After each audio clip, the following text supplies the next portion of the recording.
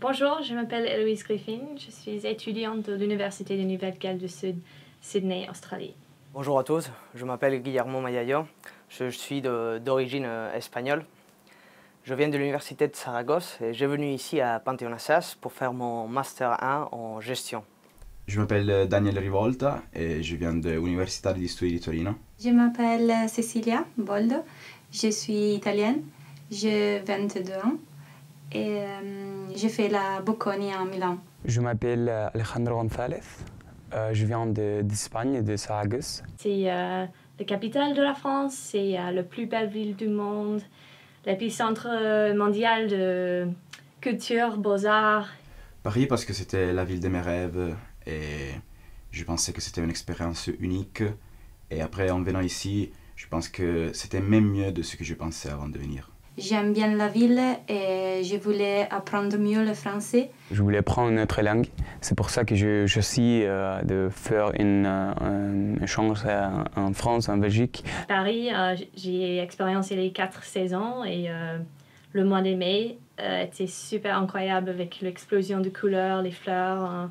Printemps à Paris est super spécial. Partout, il y a beaucoup de gens, il y a beaucoup de cafés qui sont pleins, des gens qui sont...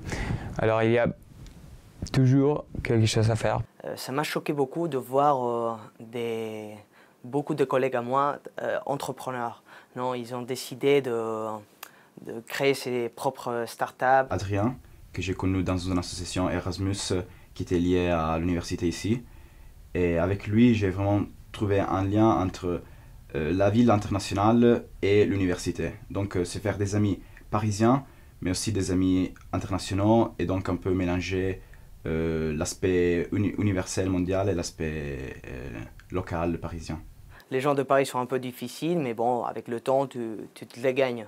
Il faut être persistant. Je dois dire que je me suis bien intégré parce que j'avais vraiment envie de me mettre en jeu.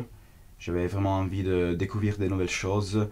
Et donc l'intégration, c'est une chose qui est possible à Paris pour les gens qui ont le courage, qui ont l'envie de connaître, de se mélanger avec les autres. C'est une ville très ouverte au niveau de mentalité. C'était vraiment très important faire la première semaine d'introduction. L'association Erasmus, c'était très important. C'est où j'ai rencontré tous mes amis. Et aussi, dans les travaux dirigés à Assas, j'ai rencontré beaucoup d'amis français, les étudiants français, qui sont super sympas. J'ai progressé en français, mais je comprends presque tout. Mais au niveau de parler, c'est quand même une langue un peu difficile parce que c'est très différent. Au niveau de son, c'est très différent de l'italien et d'autres langues. Donc, chaque jour, c'est un peu un défi de faire des progrès, mais c'est un défi très intéressant. J'ai fait un cours de français pendant les cours, pendant ces 5-6 mois.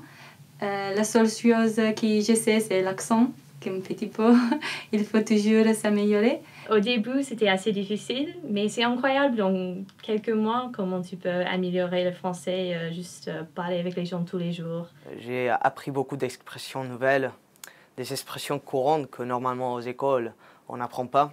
Je ramènerai, comme beaucoup de gens, l'envie de retourner ici et peut-être aussi l'envie de vivre en France un jour dans ma vie parce que j'ai vraiment trouvé une façon de vivre qui me représente beaucoup, qui j'aime beaucoup et qui m'a fait rêver beaucoup. Et être très ouvert à toutes les expériences. Si vous pensez de partir, c'est déjà que vous devrez partir parce que c'est une expérience que à beaucoup de gens peut changer la vie. Améliorer la vie, vous ouvrir les horizons, vous ouvrir l'esprit.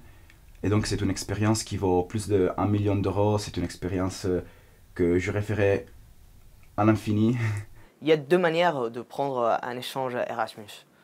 Ou bien tu passes tranquillement, tu vas au cours, tu ne parles pas avec les profs. Ou bien tu t'intègres, tu parles avec les profs, tu poses des questions, tu es actif en classe, mais pas seulement en classe. Sinon tu cherches aussi des grands professionnels dehors. Voyage. Liberté. Incontournable. Approfondissement. Étudier. Grandir. Liberté. Incroyable. La cuisine. Croissant. Tourisme. Responsabilité. Impossible à décrire en 3 mots parce que c'est trop bien.